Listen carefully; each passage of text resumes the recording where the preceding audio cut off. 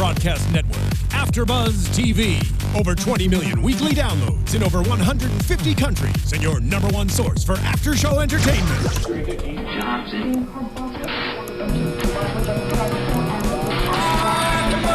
AFTERBUZZ TV, the destination for TV superfans. Producing aftershows for over 300 of your favorite TV shows. Interviewing celebrities and showrunners. And bringing you behind-the-scenes exclusives. All thanks to E! Entertainment's Maria Menounos, producer Kevin Undergaro, and internet leader Akamai. Now, let the buzz begin! Hello, everybody. Welcome back to AFTERBUZZ TV's Parenthood After Show. We are here doing Season 6, Episode 2. Happy birthday, Zeke. I have a full panel with me tonight. Welcome, ladies. I'm your host, Marisa Serafini, and ladies, introduce yourself. Hey, guys. I'm Lexie Hammesfahr. Hi, I'm April Whisenhant. Hello, everyone. I'm Kellie Knezovich. Oh, my goodness. What a great episode. Overall, really quickly, what were your thoughts? Lexie, go ahead. I thought it was a very emotional episode. I think we were all pretty teary. That would be my one word, emotion. Yeah, for sure. But that's the same thing every single week, though. Yeah. It is. Yeah. So dramatic and stressful. Right, and April? Just emotional. Literally, I said to y'all how many times, like, oh, I can't cry. Because it's just, there's so much happening in every episode that just makes you want to just break down. Oh, so much. Stop doing it to us. It's good, though. It's good tears. It's what keeps the show going. Yeah. Keeps it good. And then it's Absolutely. going to end soon. So, all that fun. Yeah. I really love that they started off with Amber and Sarah again and finished again with Amber and Sarah. Yeah. Yes, I love it. We will definitely get into it. And I love how Parenthood just picks up everything right where it left off. But then a lot of craziness went on in this episode. We'll start with Christina and Adam. They had a crazy story. Oh my gosh. So Christina, they just started this new charter school. They're dealing with lunch orders from their kids, from the students. They all have food allergies and they're having problems individualizing all the meals. And it ended up having the vendor was getting tired at them, be like, hey, you're breaching contract, I quit. What do you think of this story? I mean, that must be terribly difficult for anyone who's trying to run a charter school like that. I mean, you have to really apply all the certain needs to all these kids. It's such a thing, a complication that comes with something like that, because even if your child is that way, it doesn't mean that someone else necessarily has to deal with it. So it kind of makes them tough, which that's a very, hard stance for them to put. But I get it at the same time. So it's kind of, it's just like another difficulty that they have. But they handle it so well. So, obviously they have to think out of the box, but that's what they're the best at. Yeah. I think it's really a challenge because, they opened the school in response to multiple different kids' individual needs. And so to adapt all the different lunchtime needs, it must just be so hard. Mm-hmm. During a normal school day at a regular school, you can just make huge batches of, chicken or lasagna, but you can't do that at Christina's school. Yeah. And that's kind of what I was thinking, too. I was thinking, oh, my gosh, it's so many kids. And then, when Christina said, hey, we have 40 kids that we have to feed for lunch, I was like, oh, that's not too much or too many kids. But they all have very specific needs, and it's really difficult to cater to all of them. So difficult that the vendor even quit on them. Yeah. But I loved how, because Adam and Christina's, the relationship is so great. They work with each other, and they work outside the box. And I love how Adam is such a man. He goes to Whole Foods, spends so much money on the individual meals. He's like, look at the receipt. Okay, don't look at it. Just some levity in that story was great. And then they come to the conclusion that they should start a culinary art program. I thought that was actually really smart and gets the kids involved. It made me question. I was like, how much of a liability is that? Yeah. With the knife and the burning chicken. Yeah. It could be, and could go awry, but... You only have Adam and Christina for now, and 40 kids? Yeah. No, not going to work out. Yeah. I will say, I transferred to my high school that I graduated from specifically for the culinary arts program. And they started it so that people who maybe weren't going to be placed in the best or be able to go to college when they graduated from high school, they would have a talent that they could go into the working force with, being cooking. And you really saw the benefit of that, because these kids who maybe struggled in school or didn't come from the best home life, they had this family and they learned how to cook and they learned how to support themselves. So this scene and that whole storyline really hit home for me, because I personally experienced watching kids' lives being changed through a culinary program in their education. And it seems like an area where kids can really, express themselves. They get away from the hustle and bustle of school and they can just have a little fun, but at the same time, it's actually building some really good characteristics in them. It's helping them, work with others. They get to just have a little fun, which they don't get to do a lot. So absolutely. I think that's one of the best things about it too, is it's fun. It's something different. It's something you wouldn't expect to do out of school. I think you're right. I think it's totally fun. It's self-involved, and it's really, it may not be the ideal how they executed that, but it was a great enough plan that it did fortunately work in their favor. And to even have one of the parents, Edgar, one of the students, just loved every minute of it, had the time of his life. And, that's what Christina and Adam, that's the reason why they started school. Started this particular one, to help kids like this and have that one rewarding moment. It's yes, I did this. I really like that Christina got a positive comment back, because I feel like, oh my gosh, she has struggled so much with getting criticized for everything and saying you can't do this and you don't have enough money and what are you thinking, and the guy quitting on her. It's just so many bad things have happened all over the seasons, and just to hear one positive, my son he loved cooking chicken today, he loved the chicken, it was amazing, that it just means the world to her, I'm sure. And the fact that she got a positive review and she gave a negative one on Yelp. That's great. So great. Plus, it teaches the kids nutrition, which is so important in society. So it reinforces those values. Speaking of, what the heck is casein? Because I have no idea what it is. This I wouldn't know. The first time I've ever heard that word, for sure. I'm sure we all probably love it, and because we eat it, I know. and we don't think anything much of it. Casein. There's a lot of nutrition stories going on. It's you can't have gluten, you can't have casein. We'll hear more about that. But yes, it was a really positive storyline in tonight's episode. But one that's not looking so positive, Joel and Sydney and Julia. Oh, goodness. Okay, did we expect this from Sydney, being the kind of girl that she is? Granted, her family's going through a rough time, but this seems like it's reflecting in her behavior and in school. I kind of expected it, only because Sydney, from when she's been super little on the show, she has always had that feisty personality. She takes after Julia a lot in that sense. Not that Julia would ever do that, of course, but naturally, so if it's going to affect her in some sort of way, she sees everything falling apart. She kind of, wants to be tough in some area, because her home life is so, at this point, just kind of not in shambles, but kind of in shambles at the same time. So she needs an area of her life to be strong. And obviously she's just very much so taking that out in the wrong way. I totally agree. I think it's one of those cases where the home life isn't that good, so the kid doesn't know any better, and she's just lashing out on the innocent girls and especially the new girl who's not going to stand up for herself, because... Melody. Yeah, right. Melody. But in fairness, to be devil's advocate, Joel and Julia really aren't chastising her about it. They did try to have the talk and try to work it out, but they're really allowing her to have this attitude and let this behavior keep going. What do we think about this? Do you think that's good parenting, or is it just coming from the understanding we're going through a hard time, she's going through a phase, it'll all fade out?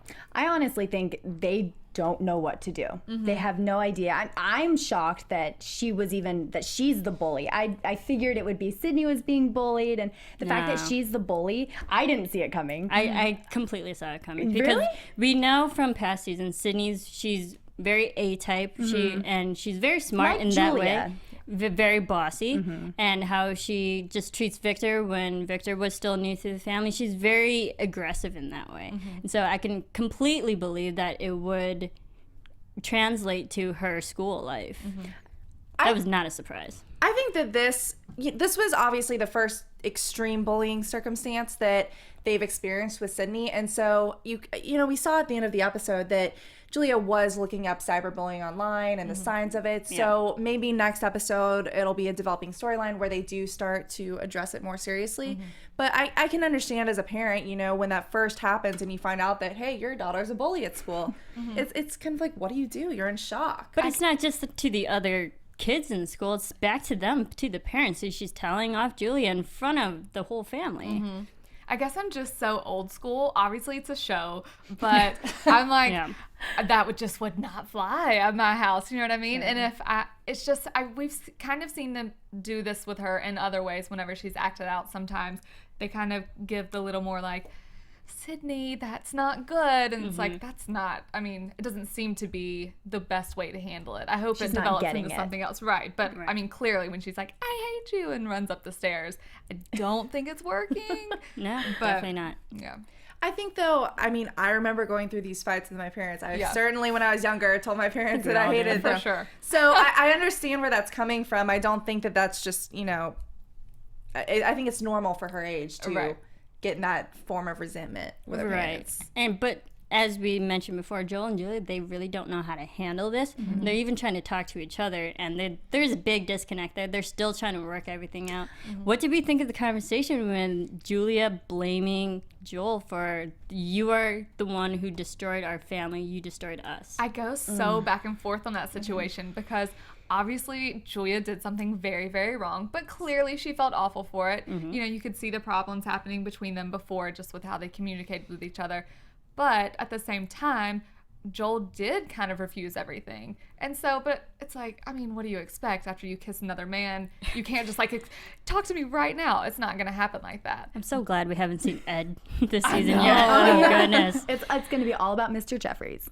Exactly. Oh, yeah. we saw a little bit of him, just a little. But even going to the end of the story, when they're talking on the phone, still trying to figure it out, and they're not saying anything.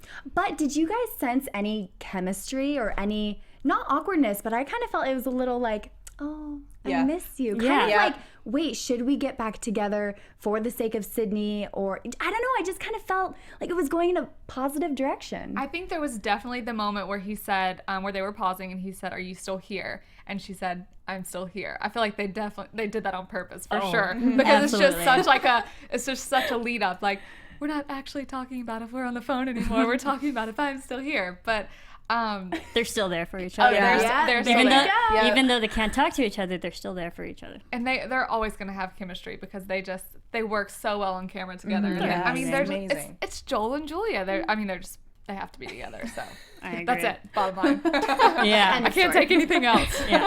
But they're still working out their problems. It's gonna be a few more episodes until they actually get on the same page with each other and hopefully figure out this whole situation with Sydney. Hopefully she'll turn her attitude around, because I feel like, and I don't mean to be like a Sydney basher, but every time we talk about her, it's always something negative.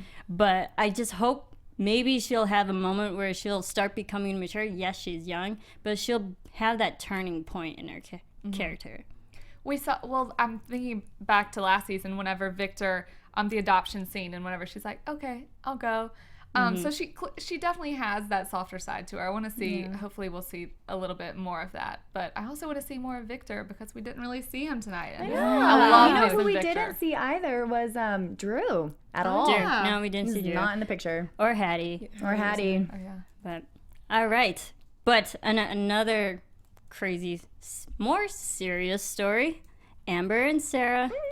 Amber's pregnant, and then this is how the episode first started off. Literally, oh, okay. What did we think of Sarah's reaction? Did we expect this?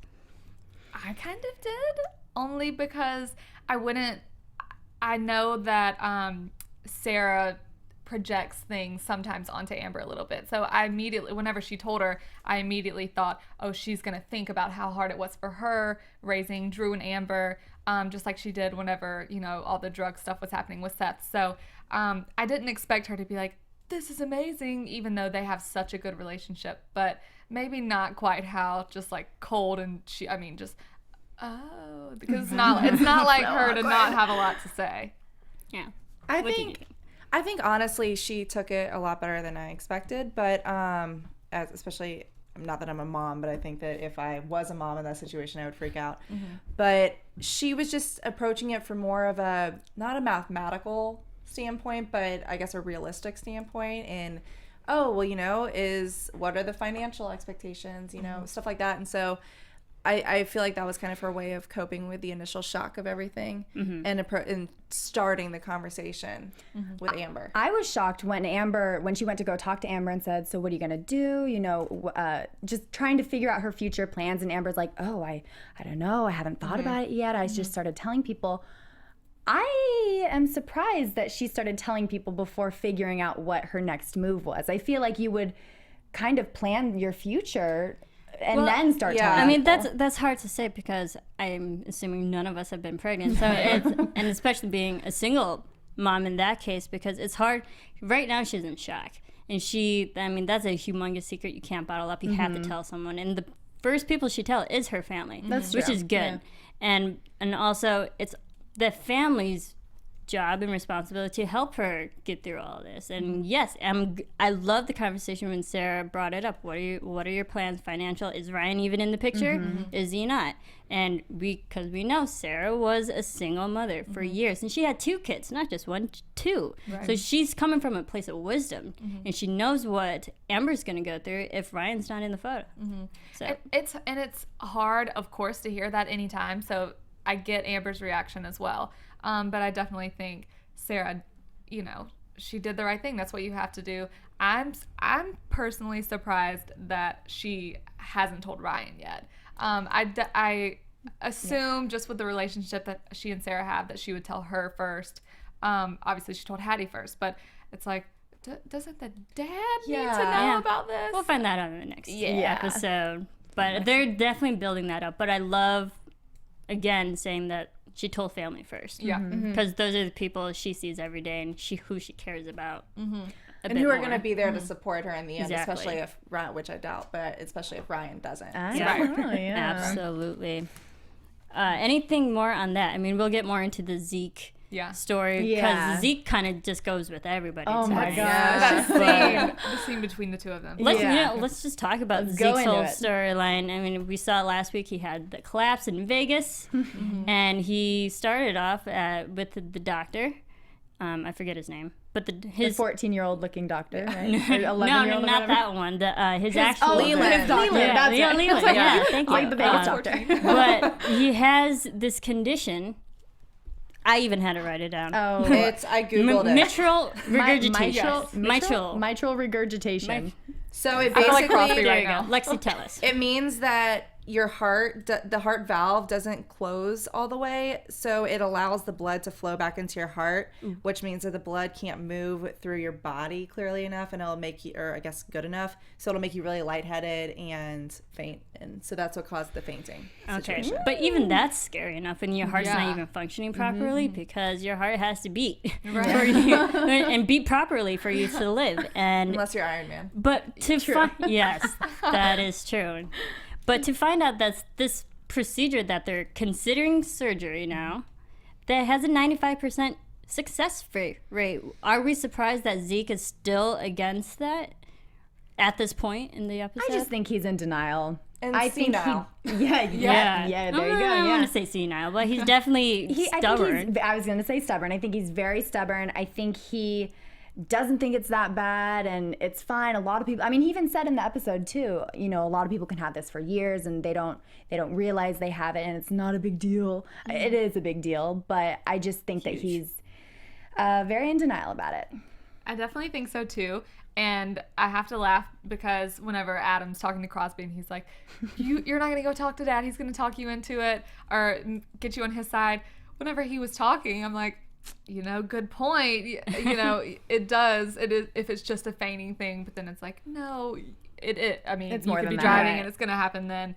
But I'm not surprised that he's tough. He's Zeke. Right. Surgery is making you just about as vulnerable as you can. Exactly. He's been around the ringer. Yeah. Once or twice. But I loved how his kids are fighting for, to try to convince him. And even seeing Adam and Crosby just going at it and, what's right for their father, it just shows like how much he really means to everybody in this family. He's literally the start of the whole Braverman family.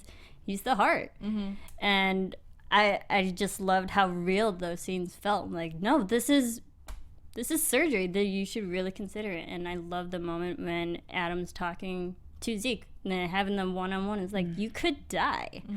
You should take this seriously, because right now Zeke is pretty light about the whole situation. Whenever Adam was saying to him, he's like, what would I do with you? I mean, I can't, there's nothing that I could do.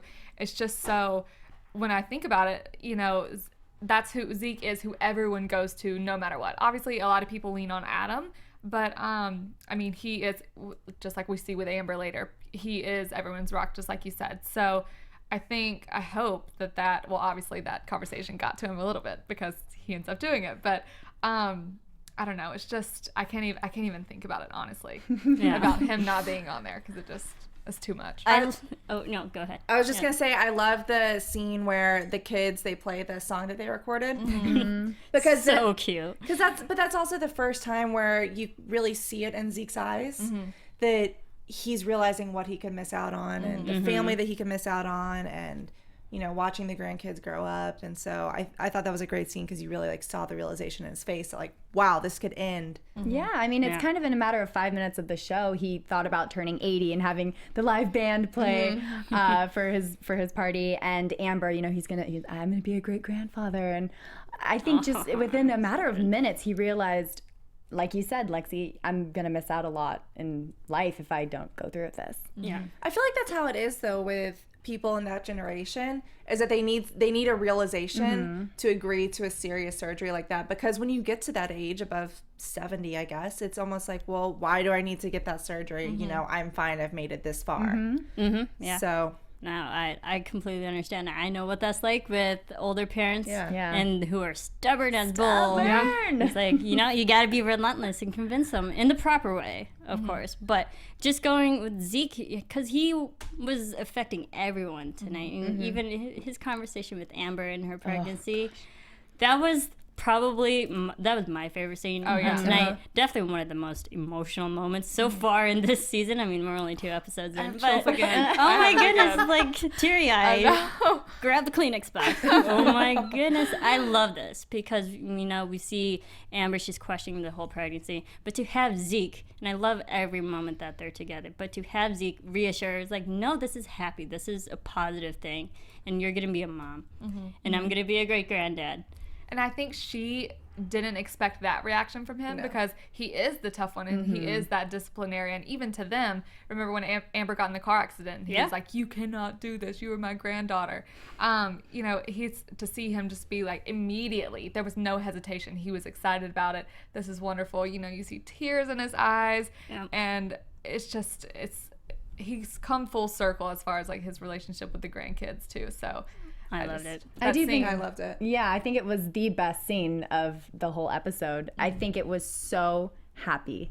And he was crying and laughing and crying tears of joy, and she was too, because I feel like she's very, very unsure about what to do, and she doesn't know if anybody's really on board. And I think the fact that Zeke was, I'm going to be a great grandfather, and oh my gosh, I think it was a great scene.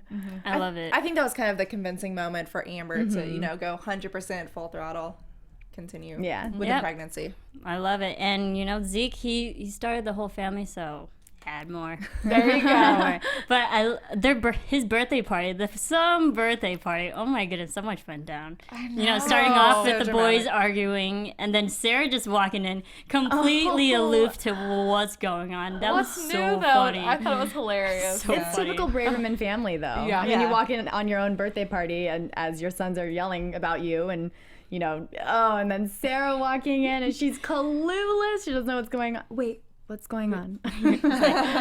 Serious turn right now. It's like, okay, something's happening. I loved it. And then, when they're playing the the kids' song, how they recorded, and Crosby at the beginning of the episode recording everything and then editing the song is like, yeah, Jackson 5, but that's what autotune is for. Exactly. I want Crosby to be my dad. He's so cool. Yeah, he's he so always cool. does the coolest stuff with them. Yeah. And that's why, Adam and Crosby were having the argument, because Crosby is the cool person. He's the one that's more likely to go on your side in arguments, and he's the most like Zeke. I love every time that Adam and Crosby have a conversation, whether it's a conversation, an argument, anything, whether like last episode in Vegas when they were talking about leaving the blackjack table. I love every time they have a conversation together because they're so opposite and yet they're so similar. This is so stupid. It sounds ridiculous, but they are. Adam is so strong and so determined, and Crosby's just go with the flow, whatever, and it's great. I love their interactions. Yeah, and even the conversation when Crosby was talking to Zeke, would you take the surgery that has a really good success rate or the fainting spells? Yeah. I mean, that's kind of scary. I would, me personally, I would go with the successful number. Yes. Yeah. Stay out there. Yeah. But that's typical Zeke at that moment, just like I said, how I'm like, you're kind of convincing me too. He leaves out the important details, but, I'm like, Adam just told you about this. Come on, Crosby, be strong. But, yeah. The part where, oh my gosh, whenever they're arguing and Zeke walks in for the first time and just kind of like stops around. Everyone's been in that situation before where you walk in and like, everyone's just like, and then where Christina was on the phone with someone, like, yeah, my father-in-law's not in the best health. I'm like, what? You're just going to do everything to make him so mad right now and make him not want to get the surgery. Yeah. Oh, such a real family. Yeah. I loved it. I think that's why the show is so good, because they're so real. And it's relatable. Very Yeah. relatable, yeah. And how, the kids are even buying like a pedometer for his health and having the gluten-free, cholesterol-free Forcing him to eat cake. healthy. Yeah. That cake. Something I was just thinking about him and Camille at the table afterward whenever he tells her that he's going to actually have the surgery. I love the relationship that they have. Obviously, they've been through so many ups and downs and a lot of crazy stuff, but they are truly like perfect for each other. Their characters are perfect for each other because she's so, just She's laid quiet and back timid. Exactly, but Who she's also doesn't really speak her mind when she should. right. But she knows how to handle him perfectly. She knows how to be like, okay, so where the kids can kind of come on a little too strong, obviously, and making all of this, the gluten-free cake that he hates and giving him a pedometer, which is going to bother him. She knows to just kind of sit back and, so what are you going to do? But at the same time, like, she let him know what she was going to do. So I just think they're, characters on the show. They're the perfect little, like, married couple. Yeah, and even the conversation when he does have that moment of realization, hey, this is my family. I started this. I still want to be a part of it. Right. I'm going through the surgery. She's like, good. Yeah, good. We're going to be great-grandparents together. That was so sweet. I loved it. I just wonder where they're going to have the weddings at now, since they're not in the big house anymore. I know. I'm sure they'll find somewhere good. Goodness. But probably one of my favorite things with Zeke tonight was him dancing. How cute was that? Oh, yeah, that With- was cute. I thought Adam was going to get the fever again, and all of them just start dancing. But to have the actual grandkids dancing, it was like mostly just them. It's like, yes, keep going. That's why I can't decide, like I said earlier, when I think of like a word to describe this episode and just the show, it's emotional. We kind of talked about it earlier. It's also like funny and fun, yet it's emotional. So I feel like they do a really good job of still throwing those like fun moments in there while you're like, wait, but are you gonna die? Are you gonna live? And Yeah. Yeah. I don't know. Perfect balance between dramatic and comedy. So good. Is there anything else that would you like to talk about? I'm trying to think. There's just feel like there's we've so covered so much. much. There are just so many different emotions. I'm still thinking about the preview for next week too. Oh my Oh my goodness. We will definitely get there. Yes. Yeah. But we do have a lot of news and gossip. Yes. Go to that. AfterBuzz TV News. I mean, I do have photos, but while our lovely engineer JTE is queuing those up, there was a lot of fun stuff in the news. We had last week Erika, Christensen, and Sam Yeager. They appeared on Access Hollywood, just promoting the show because last week was the premiere. They're so cute together. They're so cute. Like, I love how they just get along so well together, and they're constantly laughing, just promoting what. And the interviewer was asking, do you think it's Joel's fault for the whole breakup in this family? And they were like, yeah, I don't know. I mean, it happens. It's the great thing about Parenthood. It shows that they touch on so many real topics, and real families do go through separations and stuff like this, and how they're really just honing in on that. And also just having fun because it is their last season. They're just really cherishing every moment. We need them to come on our show. They'd be such a good duo. I would love for them to Let's work on that. Oh, yes. But yeah, they also mentioned that the storyline that they both cried reading the script, knowing what was going to happen to their relationship on the show. Oh no! Yeah. Don't say that. So, I mean, a lot of things to be coming in the future on the show. So much stuff. It's gonna give me a heart attack. So, I can feel it. Yeah, so much stuff. And then, shout out to all the lovely commenters on iTunes and YouTube. Yeah. You guys are amazing. Thank you. Please keep rating, commenting, downloading, subscribing on iTunes, YouTube. We do read all the comments, and we will shout you out. Yeah. Thank you to the I don't have the name on me right now, but thank you to the commenter who mentioned Jason Kadam's interview on Vulture. He talked a lot about season 6, upcoming things, and he even mentioned some of his favorite emotional scenes that they have written on Parenthood. And just a couple of them, he said the scene with Max and Julia when they're in the car, and after he was just bullied, someone peed in his canteen. That whole just how they acted it was Max and Christina? Christina, okay. Yes. So heart-wrenching. Oh my gosh. Oh, yes. when she climbed in the back seat of the car, yes. And then the scene that you mentioned, April, when Zeke is talking to Amber, is like, you are my granddaughter, you cannot let this happen, when they're in the junkyard. He said that basically talked to her how about his family was his dream, and he had no right to take her away. It was really poignant. It was. Very, very sweet. And then just another one that he liked, which was more on the serious side. I mean, a lot of these are serious.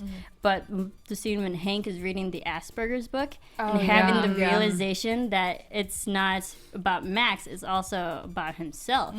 So just that self-realization, because they write real life experiences into that. I think is great. And then he also mentions, this was a very long interview, so I will paraphrase it to the best of my ability. But he mentioned that the whole Mark and Sarah relationship, the writers were having a hard time deciding whether Sarah should go with Hank or Mark, and it was 50-50, and I think we all know that she went with Hank. Right. I'm still kind of 50-50 on that. Yeah. Yep. Same here. And then also, because season 6 is the final season, they're asking if there are any potential spin-offs and whatnot.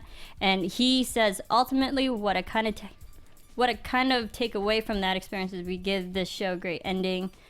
And maybe we should just have that let it stand. I feel like a lot of shows are kind of meant to be that way too. Yeah.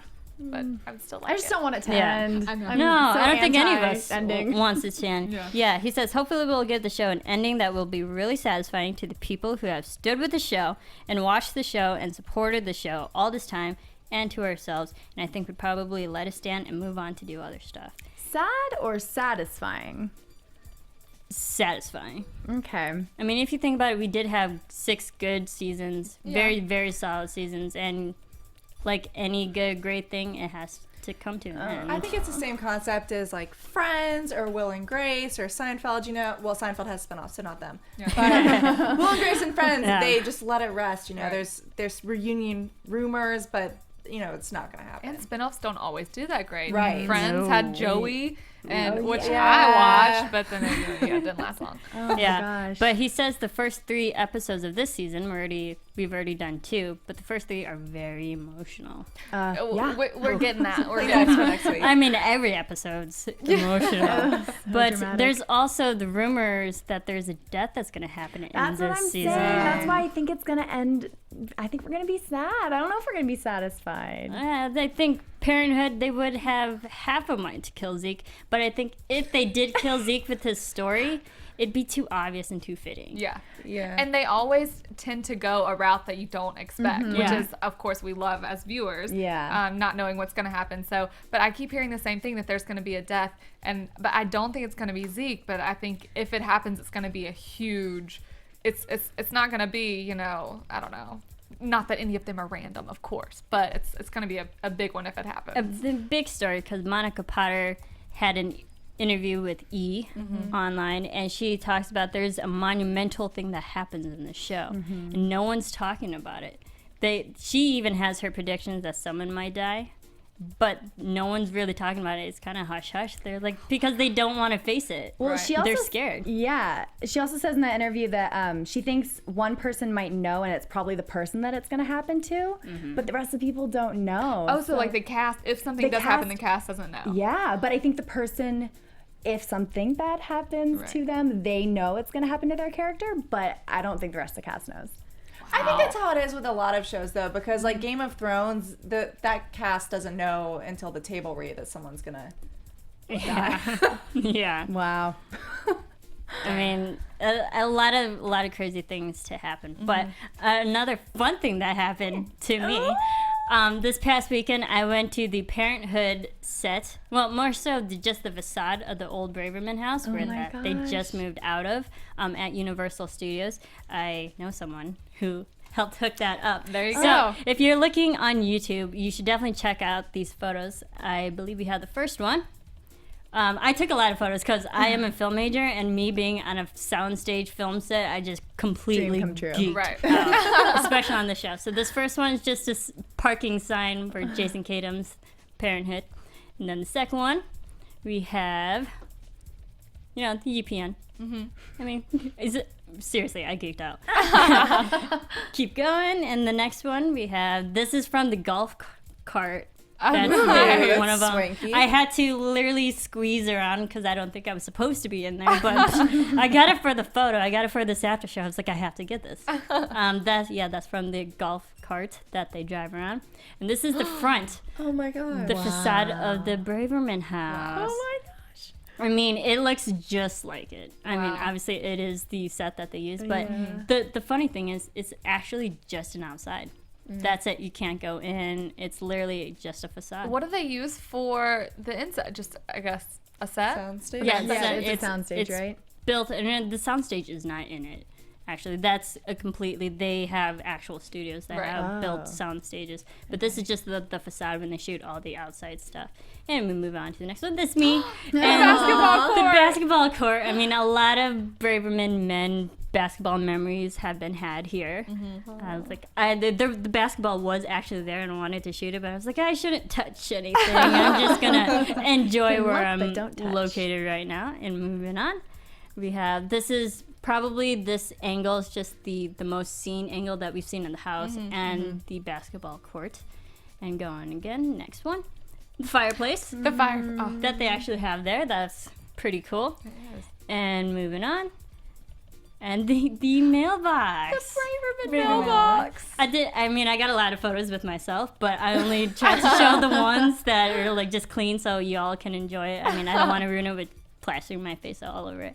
But I did get one with me opening the Mailbox. Good. And then this is Sarah's when Sarah first moved in Yeah. this is the outhouse second location that's right there. You can actually go inside this. Ooh. Cool. Yeah, so of course I went inside. You have to. And it's empty though. It's Oh, I was completely going to say, was empty. the couch in there Yeah, that she no, and Mark but slept on? I know. I mean, That's what I was thinking too. a lot of scenes happen in this location, and there's also a bathroom in the back. There's actually a shower back there. Oh.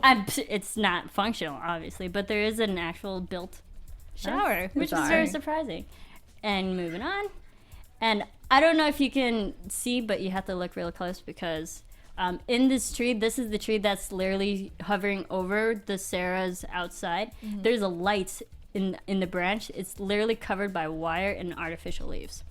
Oh, wow. So the front of the Sarah's, where the steps is, the light shines upon there, and it's wired to the tree right there.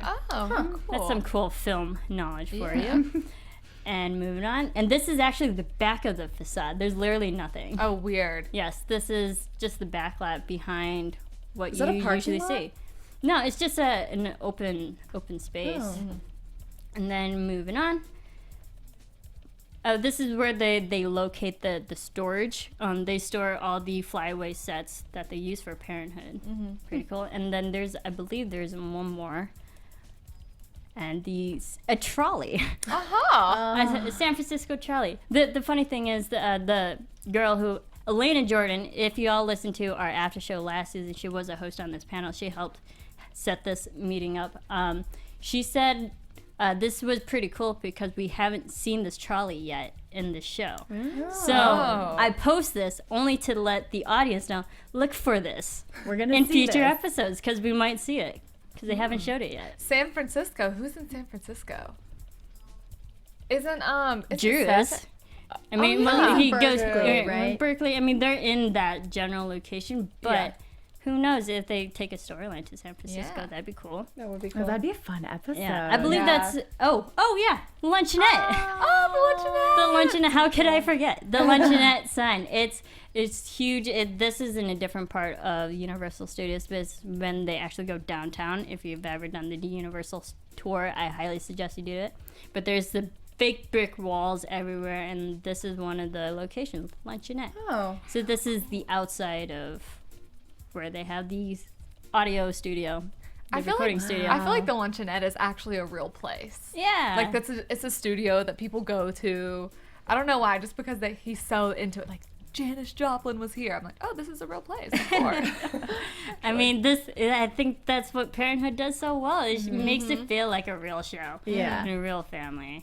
But those were my fun photos. That's I so wanted, fun. wanted Thanks to for share. sharing. Of course. And I'm actually planning on going to another tour at Universal that actually gets onto the sound stages. Oh my I believe gosh. one of the tours you can actually go on Christina and Adam's house, go into their house. fun. So hopefully amazing. I'll do that in the future and have that'd more be fun so photos great. for you. Yeah. All right, let's get into predictions. So many more. So many predictions. And now, your AfterBuzz TV predictions. Lexie, we'll start with you. I'm a little concerned for Zeke. I hope that was just him post surgery and he was sedated. I hope it's not something more serious, but I'm definitely a little bit concerned for him. They all looked like they were very, very upset in the hospital. Crosby had tears in his eyes. So nervous for next week. Seeing Yeah. Crosby cry is not okay. No, that was so Okay. sad. April, go ahead. I have like a million different ideas in my head as far as like who potentially the death could be, because honestly everyone would be such a huge part. There's a part of me that's really scared that actually Christina, that maybe something could come up with breast cancer again with her. Goodness, relapse? I didn't even think about that. Right? It's because I was thinking at first, I'm like, maybe, which I'm like knocking on wood right now, but like maybe Amber could like tragically lose the baby, but then I'm like, that would affect the family in a huge way, but not like that kind of like a Christina thing kind of would. It's just something that's popping into my mind that I immediately want to erase, but I feel like that's maybe something that they could go with. All right. And Kelly. That's crazy. I know, I'm crazy. I know. No. I am. like mind blown. I didn't even. I'm convinced it's Zeke. Yeah. But based on what we've talked about tonight, it's probably going to be something surprising because they do keep us on our toes. And, Christina. No. But can we talk about Ryan for a second? For yes, next real. week? Yeah. I'm. He finds out Yeah. he's the dad. So is he staying or? I think he's staying. They were walking hand in hand, weren't they? And we did They hear the were. line. He's like, I'm gonna do whatever I can. Yeah. But I mean, Is he Is that clean? gonna Is happen? everything Yeah. better? Is that emotional gonna support? move Is that back? financial support? Is he moving back? Who knows? I think that's just a whole nother emotional basket case that's about to happen. I think Zeke is going to go through the surgery because he has agreed to it. It's going to turn out well for now, but he's going to have complications because he's older, he's up in age, and I think at first is going to look good, but then he's slowly going to deteriorate with his health. And we did hear the line tonight. He was like, if it is my time and I do go, I want you to cremate me and throw my ashes all over Marine Ballpark and have a baseball game.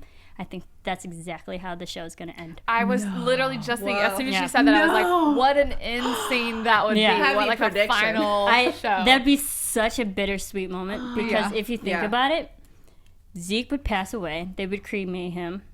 And Amber's going to have her baby. One person gets born, one person dies. That's that's how the universe works. That's the last episode. We just called it. Yeah, that's what's going to happen. The last 30 seconds, they're going to be playing ball on the field. That is literally, that's how they're going to end the show. Because the ending of season 1, the first game, they're playing baseball. Wow. That'd be a perfect bookend to the show. All right, we got it. Done. Moving on. All right, so much to talk about. Where can everyone keep talking to you on social media? Go. You can find me on Twitter and Instagram at April Whisenhant. And you can find me on Twitter and Instagram at Kellie Knezovich. You can find me on Twitter, Facebook, and Instagram at Lexie Hammesfahr. And you can follow me on Twitter and on Instagram at Serafini TV. You can follow all of us here at AFTERBUZZ at AFTERBUZZ TV on Facebook, Instagram, all those fun places. And we will talk to you next week for Parenthood. Bye. Another From emotional executive producers Maria Menounos, Kevin Undergaro, Phil Svitek, and the entire AfterBuzz TV staff, we would like to thank you for listening to the AfterBuzz TV network. To watch or listen to other after shows and post comments or questions, be sure to visit AfterBuzzTV.com. I'm Sir Richard Wentworth, and this has been a presentation of AfterBuzz TV. Buzz you later. The views expressed herein are those of the hosts only and do not necessarily reflect the views of AfterBuzz TV or its owners or principals.